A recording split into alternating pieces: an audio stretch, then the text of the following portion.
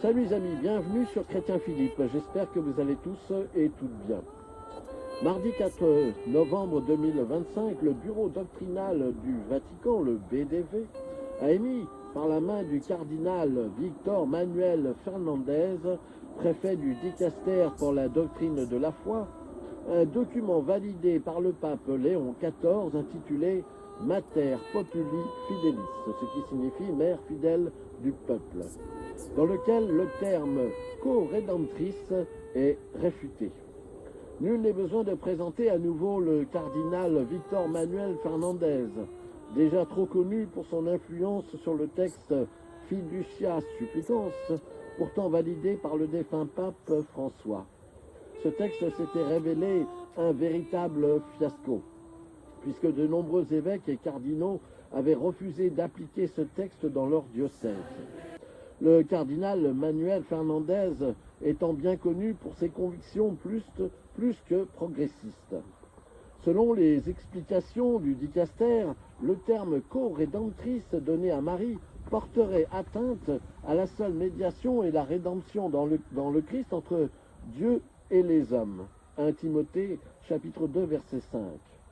Bref, ce titre hisserait Marie au même niveau que le Christ. Si le terme co-rédemption apportait la confusion dans l'esprit des fidèles, pourquoi avoir attendu si longtemps pour le supprimer?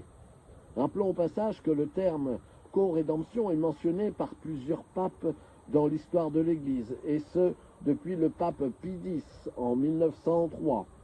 Si au pire, cette expression co-rédemptrice avait besoin d'être expliquée de façon plus détaillée, il suffisait d'en donner consigne au clergé et approfondir les manuels de catéchisme et de formation doctrinale.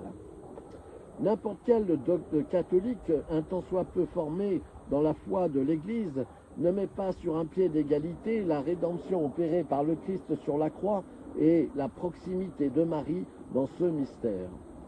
Le texte promulgué par le dicaster porte le nom de Mater Populi Fidelis, comme je vous le disais. Bref, Marie est réduite à une disciple privilégiée de Jésus. Ce qui est le plus condamnable est que cette destitution du titre de co-rédemptrice est imposée par le poids de l'œcuménisme. En résumé, l'Église renie une partie de sa foi catholique pour convenir aux exigences du dialogue œcuménique. Rappelons rapidement que la tradition de l'Église nous a laissé.